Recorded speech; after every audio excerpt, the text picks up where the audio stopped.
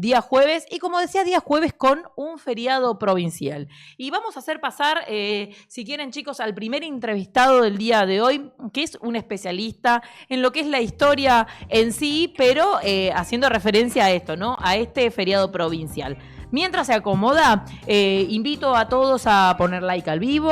También los invito a suscribirse, que estamos subiendo, los suscriptores de a poquito van subiendo, van llegando cada vez más. Y qué importante que es que se suscriban, porque van posicionando el canal. De esta manera va llegando a más gente, más personas se van sumando, les va llegando esta información. Así que bueno, agradecidos a todos para que se suscriban y que nos sigan también en las redes sociales. Recuerden que estamos como Info al Toque, estamos en Instagram, estamos en TikTok, estamos en Facebook y en YouTube, claro que sí, aquí donde nos están viendo. Y también subimos, ¿no? Ahí todos los recortes del programa, también estamos subiendo ahí. Pero bueno, qué mejor verlo en vivo, qué mejor no perderse los vivos y sumarse cada martes y jueves a esta transmisión. Y nosotros, bueno, ya lo tenemos acomodado, ya acomodado todos sus libros. Lo voy a presentar, espero que me salga bien el apellido.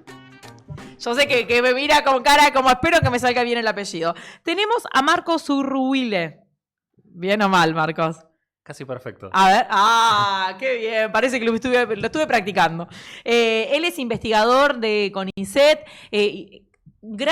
¿Sos historiador o investigás historia? ¿Cómo es esto? Y las dos cosas, o sea, soy historiador, tengo el carné, pero sí, no hace falta tener ese carné para investigar en historia. Así. Bueno, tenemos a un historiador en el piso. Marcos, bueno, quiero que nos cuentes por qué es feriado hoy, 30 de abril, bueno, en Chubut, porque es un feriado provincial. Qué buena pregunta, se puede contestar de 10.000 maneras diferentes. Primero porque hay una ley provincial que lo dispone así desde 2002. O sea, es bastante reciente, es de nuestro siglo la ley provincial que dispone que esto sea así. Era feriado municipal en Trevelin desde el 92 para el centenario del supuesto plebiscito, y subrayo el supuesto porque a mí la parte que más me interesa desde la historia, parezco como si invitaras al Grinch a hablar en Navidad, más o menos. No, pero es el famoso ¿para qué te traje? Pero esto no era necesariamente así, ni se recordaba de esa manera, y para nosotros los historiadores lo más interesante es esto, ver cómo se erige esto no solo en un feriado, sino en una fecha conmemorativa, en una efeméride, en algo que hay que recordar de esta manera.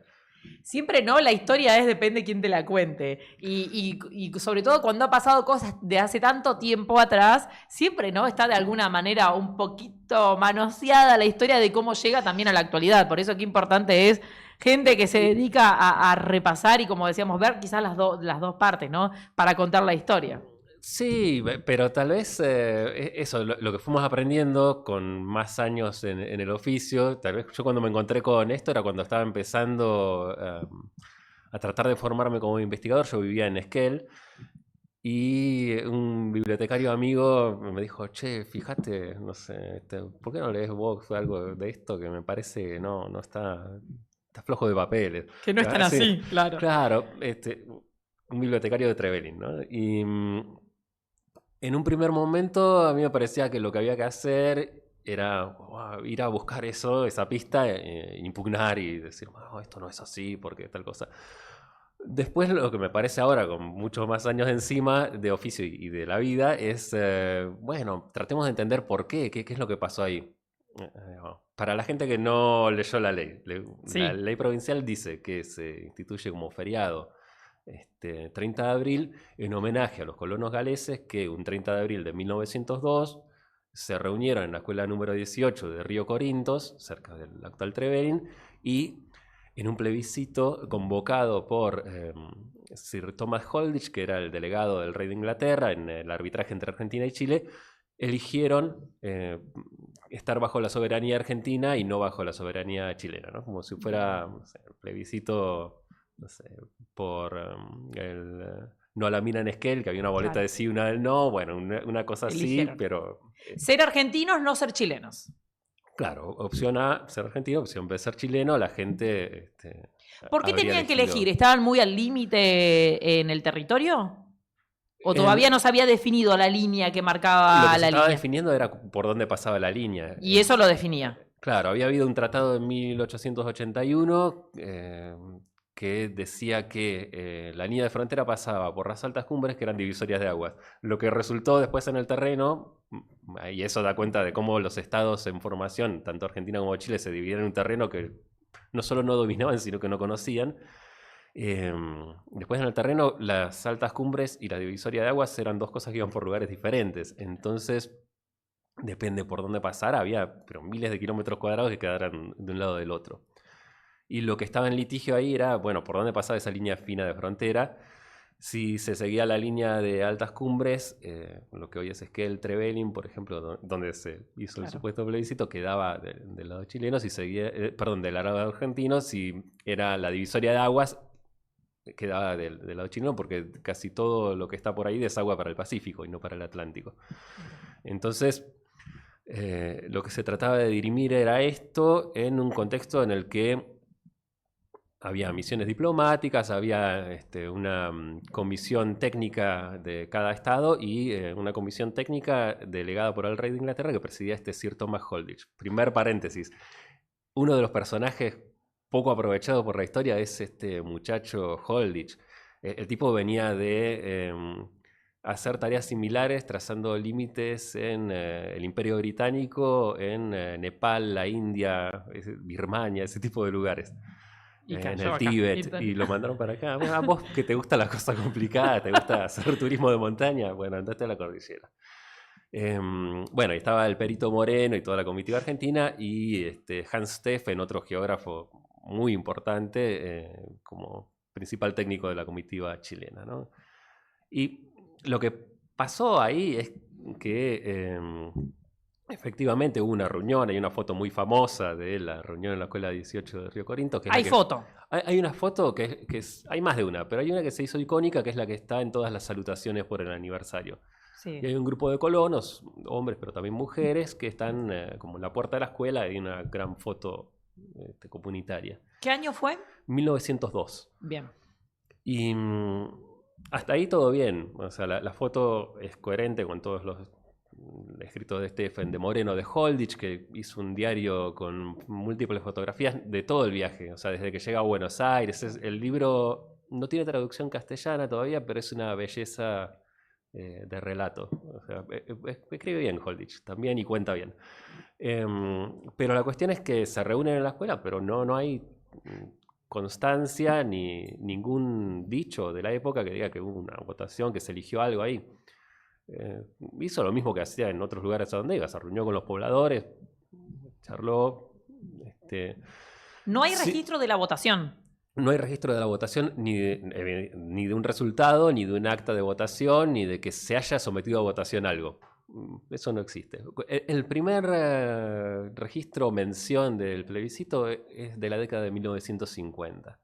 Y para nosotros... Muchos años después, ¿no? Muchísimos. Y eso, 50, 52 años después, según cuál se tome. Y aparece en un libro histórico de la escuela, hecho por la directora en ese entonces de la escuela. Un poco se entiende que dándole contexto a la historia de la escuela, bueno, qué cosas importantes pasaron acá, pero también la década del 50 es la década de la provincialización. Y a nosotros, hace unos años, con Aldana Ibarrola, colega historiadora también de acá de Puerto Madryn, nos había parecido interesante leerlo en ese marco. Digo, bueno, está bien. Lo de 1902, cuestión de límites, hubo un laudo arbitral británico que finalmente dejó el Valle 16 de Octubre y otras porciones de tierra en posesión argentina, y el Seno Última Esperanza en la región de Magallanes y otros lugares en posesión de Chile. Pero nos interesaba leer lo del plebiscito y lo de inflar el plebiscito en el marco de una invención de la tradición del Estado provincial. Claro. Un Estado provincial que antes no existía, que antes tenía sus autoridades designadas directamente desde la metrópoli, desde Buenos Aires, en una situación semicolonial también, y que accede a su soberanía política dentro del Estado federal, a tener sus propias autoridades y su propia historia, y se la crea con los elementos que tiene. Claro. Digo, no con... porque cuando lo veía al principio, digo, de más chico, decía, esto se quiere inventar una historia que no existe. como... Estaba contada, era lo que estaba contado, tampoco se sabía hasta ese momento. No, pero hasta la década del 50 nadie lo contaba así. Ah, Lo interesante es por qué empieza a tener sentido contarlo así, que es esta necesidad de inscribirse una propia historia. Y es también notable que en esos años, digo, de los 50 a los 90, cuando se instala el primer feriado, lo que importa para decidir cómo se hace soberano en términos argentinos de ese lugar es la voluntad de los colonos. Y con eso alcanza. Y entonces, esto de que los colonos decidieron voluntariamente y no por imposición del Estado decidir adherir a la soberanía argentina, era como engarzaba perfectamente con esto de una colonización sin conquista, que todo el mito galés, así de la colonización pacífica, y cerraba por todos lados. Pero lo que entró a pasar después es que, sobre todo después de la década del 90, hay otros actores que reclaman visibilidad pública, que son los pueblos originarios, que tienen también un lugar en la soberanía política estatal muy importante a partir de la Constitución del 94 y el reconocimiento de la preexistencia. Entonces ahí va a aparecer ya también, entrado el siglo XXI, pero bastantes años después, el feriado del 3 de noviembre, que para mí es la contracara de la moneda. Es decir, ¿pero están relacionados? ¿Este feriado del 3 de noviembre está muy relacionado con el otro? Sí. No en la legislación no dice, che, vamos a compensar un feriado con el otro, pero en la lógica con la que están pensados, si uno lo mira un poquito desde afuera, sí. En el sentido de que así como los colonos galeses aparecen adhiriendo voluntariamente a la soberanía argentina en el 30 de abril de 1902, el 3 de noviembre de 1869 aparecen las tribus mapuches y tehuelches jurando lealtad a una bandera argentina en otro hecho que tampoco pasó de esa manera, pero que muestra, como mostraba a los colonos, siendo voluntariamente incorporados a la soberanía de la nación, muestra a los pueblos indígenas preexistentes a la nación también incorporándose voluntariamente. En ninguno de los dos casos hay conflicto, ni imposición, ni conquista, ni violencia. Es una incorporación armónica de múltiples actores a la soberanía de la nación. Si uno lo lee así, está buenísimo y está perfectamente comprensible que el Estado provincial se cuente su historia a sí mismo en esos términos. Está como romantizado, ¿no? La historia de una manera vista como, bueno, parece que todo fue consultado, que todo fue, ¿no?, de una manera muy armoniosa. Hay que ver cuánto también fue así, ¿no? Bueno, la contracara de esto es los feriados que dejaron de existir. Hasta no hace mucho fue feriado municipal y también provincial el 25 de noviembre, una efeméride importante en el calendario de la cordillera chubutense, que era la llegada de los rifleros. La llegada de los rifleros del gobernador Fontana y los colonos galeses en armas a la cordillera como hito de la conquista y colonización, y ahí sí se hablaba de conquista. Y una de las cosas maravillosas que aparecía, esto hurgando biblioteca de la Escuela Normal de Esquel, aparecía el folleto original de el año 1935, cuando se hizo un homenaje ahí a los rifleros por el cincuentenario, y todo lo ASA. El gobernador Fontana, que terminó con la acción disruptiva de las últimas tolderías, o sea, bien conquista del desierto. Sí. ¿Qué era lo que estaba ocurriendo? Pero ya en la década del 30. Lo más notable que tenía ese folleto era que tenía partes que estaban tachadas por un acto escolar posterior y se rememoraban los mismos términos, se leyó el mismo discurso en 1975. Wow. O sea, ya bien entrado el siglo XX y mucho más cerca de nosotros. ¿Qué quiere decir todo eso? Que va cambiando la manera de pensar la identidad provincial, incluso desde el mismo Estado provincial y los discursos que favorece y los feriados que celebra, en función también del contexto y de las demandas de diferentes actores por visibilidad. Yo me traje algunas cosas. Sí, acá. A ver, mostranos. No sé si... Sí, mira, ahí mostramos está. ahí. Sí. 1937, el desalojo de la tribu Nahuelpan del Chele Díaz. Uno dice, ¿qué tiene que ver con el plebiscito de los colonos galeses? Bueno, ¿qué tiene que ver? Está todo relacionado. Todo tiene que ver con todo. Todo tiene que ver con todo. Lo que dice el Chele Díaz no se pone a discutir si el plebiscito existió o no. El libro este es de 2003, la primera edición. Antes había pasado 2002, 1902, El protagonismo de los colonos galeses, que es el libro del plebiscito. Específicamente donde cuenta lo que sucedió. Pero ahí hablan de un plebiscito, ahí dicen No, un plebiscito. Claro, es el primer libro que habla del plebiscito explícitamente y pone el protagonismo de los colonos galeses en la definición de la pertenencia de esas tierras a la nación argentina. Estas tierras pertenecen a la nación argentina, según este libro, porque los colonos galeses así lo quisieron. Lo que va a decir Alchele Díaz al año siguiente, con toda la explosión plebiscitaria encima, es, bueno, estaba haciendo una historia del desalojo de la comunidad de Nahuelpan en 1937, bastante después. Sin embargo, dice que en el plebiscito lo que fue decisivo fueron los votos de los paisanos. ¿Por qué? Porque eran muchos más los paisanos que los colonos. Entonces, si se plebiscitó, los votos que decidieron eran los paisanos, quiere decir la gente mapuche tehuelche, ¿no? ¿Había chilenos también? Seguro que sí. Eso también salió publicado para los 150 años de la colonización galesa, un diario de la familia Freeman, yendo a la cordillera.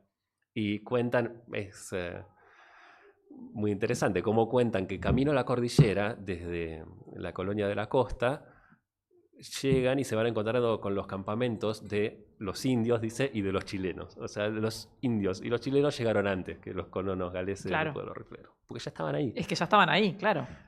Bueno, ese es un dato interesante. Lo que el Chile les discutía es que, justamente, si hubo alguien que decidió por ser la mayor cantidad de población, eran los paisanos.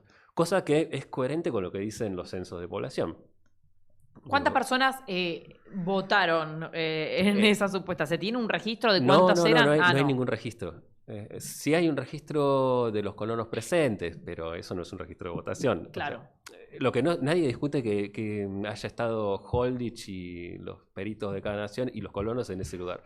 Lo que sí está flojo de papeles es que hayan votado, y lo que sí está flojo de papeles es que eso, aunque hubiera sucedido, hubiera interferido en el resultado final. Lo que terminaron haciendo fue decidir, en la mayoría de los puntos en litigio, por los actos de posesión efectiva. Es decir, no importa lo que dijeron los colonos, pero sí importa que hubiera una escuela nacional argentina en ese lugar, claro. Que hubiera una oficina de telégrafo en otros, o que hubiera un puesto de carabineros de Chile, o una escuela. Sí, lo que ya estaba sucediendo, lo que ya estaba como de alguna manera instalado. Uno diría, ¿y qué hicieron? Y fueron por lo más fácil. Le dejaron a cada uno lo que ya tenía y más o menos resolvieron. No nos vamos a pelear por las dudas. Poncio Piláticamente, que bueno, qué sé yo, no se van a agarrar a tiros por esto. Lo tenés vos, quédatelo vos, lo tenés vos, quédatelo vos y pasemos. Y ahí quedó. ¿Eso sería debajo de Trevelin, más o menos? No, Trevelin y Esquel entran en la disputa, digamos. Estaban ahí. Trevelin claro. estaría en Chile si se hubiera decidido por la postura chilena. Ahora, no sé, el Porvenir, que está del otro lado de Río Turbio, estaría en Argentina si se hubiera decidido por la postura argentina. Mira, acá llega un mensaje que dice: 1 año atrás en Google Maps habían extendido la Patagonia chilena, ocupando parte de la cordillera argentina. Como que se veía, ¿no? De arriba esa línea, que me imagino que también es una línea imaginaria, porque claramente no está marcada, y es muy difícil en zona de cordillera poder delimitar, sobre todo por los lagos, por las montañas. Fue muy difícil, y ahí sí tienen un peso específico. Los paisanos de Nahuelpan, sobre todo, que fueron incorporados como trabajadores a las comisiones de límites. Para hacerle de vaquianos a Holditch, a Moreno y a todos los muchachos, pero también para después ir a poner los hitos. Los trabajadores de la comisión de límites eran casi todos indígenas criollos y algunos inmigrantes europeos. El Día del Trabajador de mañana también debería rendir un homenaje a todas esas gentes que trabajaron, digo, mucho más que el supuesto plebiscito. Hay una cuestión de elegir a quiénes homenajear. A mí me encantaría que el homenaje fuera eso, ya que es la previa del Día del Trabajador, a esos laburantes, digo, de Nahuelpan o de otros parajes, y también a todos esos suecos, noruegos que venían a ganarse el mango de obreros de esas comisiones. Claro. Y aparte en una tierra fría, ¿no? En el medio de la nada, como me imagino que debe haber sido en esos años, ¿no? Porque uno va ahora, es muy lindo, el paisaje es hermoso siempre, pero hay que estar viviendo ahí también, ¿no? Bueno, sí, y eso aparece en bastantes cuestiones posteriores de esto, de que, bueno, ahora ejerzan la soberanía de esos lugares, ustedes, estados nacionales. En los relatos de maestros, hay un inspector de escuelas que quiere ir a la escuela de frontera de Río Pico, también, otro de los lugares en litigio que quedó para Argentina, ya en la década del 40, con problemas de abastecimiento de cubierta por la Segunda Guerra Mundial, y cuenta una odisea de, hay lugares a donde puede llegar con el auto reventando y cambiando cubierta a cada rato, y hay lugares a donde no hay camino y tiene que ir a caballo y con vaquiano, para llegar a una escuela argentina en un lugar de frontera. No hay camino que llegue a la escuela. En 1940, o sea, eso, 40 años después del supuesto plebiscito. Pero si hay escuela quiere decir que hay gente viviendo, o sea, que hay comunidad ahí, ¿no? Ya armada. Sí, y aislada de alguna manera. Lo que sí es también interesante es que a pesar de la definición formal del límite, la gente seguía pasando, yendo y viniendo, y hay un par de colegas que se han ocupado de eso. Una es Brígida Baeza, que se ocupó de historiar el proceso de fronterización. Es decir, bueno, más allá de que se define un límite formal, le lleva hasta la década del 30 por lo menos hacerle entender, un poco por la razón y un poco por la fuerza, a la población de ambos lados de esa frontera imaginaria que pertenecen a naciones diferentes y que esto es una cosa y esto es otra, y que hay que, no sé, pasar por aduana, y, hacer control documental para pasar de un lado a otro. Es un esfuerzo muy grande, sobre todo de la escuela, a ambos lados de la frontera, para educar nacionalmente a esas poblaciones, para que haya una chilenidad en lugares como Futaleufú y una argentinidad en lugares como Trevelin. Cuando la gente, incluso los Nahuelpan, se cuenta mucho eso, que ya habían definido la frontera, qué sé yo, y seguían teniendo parientes a ambos lados de la cordillera y pasaban como si tal cosa. Claro, es que llegó como después de que ya esté todo instalado, ¿no? Esta división, como vos bien planteás. Sí, y hay también anécdotas anteriores al trazado del límite que son geniales. Paul Kruger, otro alemán, geógrafo al servicio del Estado chileno, hace una expedición ahí remontando el Yelcho, que es donde desemboca finalmente el Futaleufú en el Pacífico. Entonces van ahí, hay unos relatos que parecen Indiana Jones macheteando caña, coligüe para llegar al otro lado, y después llegan a un lugar que empiezan a encontrar vacas, raro, caballos, gente que los saluda del otro lado del río, y era que habían llegado a la colonia galesa de la cordillera. Claro. Una comunidad que ya vivía ahí, claro. Sí, que se había terminado el misterio. Claro, venían remontando del río de un lado, y sabían ellos que en algún momento se iban a encontrar con los pobladores que estaban del otro. Eran espacios que también estaban poblados. Estaban poblados por gente antes de que llegaran los estados, y estaban poblados por colonos antes de que llegara la sanción oficial de a qué estado pertenecía la tierra. Bien. Bueno, Marcos, muchas gracias. Sé que te ha quedado un montón porque, bueno, tenés tanta información. ¿Querés contarnos algo más de lo que te ha quedado ahí antes de que terminemos? Tal vez solo que para los que les guste buscar en libros este tipo de cosas, Clemente Dunrauf, el primer historiador, uno de los primeros historiadores del Chubut, el que hizo la única historia que hay hasta ahora de toda la provincia, que también hizo la historia de la policía de Chubut, no es un hippie ni mucho menos, era cura también. Fue uno de los primeros que se peleó con esa historia del plebiscito y les pegaba mucho más duro de lo que uno se imaginaría. Dicen, este mito, esto lo hicieron para alimentar el mito de la coexistencia pacífica entre galeses e indígenas. Y está interesante ver eso porque no es que la impugnación al plebiscito de su existencia venga, no sé, de una historiografía indigenista o qué sé yo. Hasta la más oficial, eclesiástica y policial también se pelea con eso. Claro. A veces las líneas no son tan claras. Bueno, podemos decir un feriado tirado de los pelos. Un relato medio raro que el día de hoy, de alguna manera se reconoce esta fecha. Un feriado discutible para los historiadores, perfectamente comprensible para cualquier historiador, antropólogo, politólogo que entienda cómo se inventan y se sedimentan tradiciones. Así que disfrutemos del feriado igual. No, Claro, no vamos claro. a grinchear el feriado.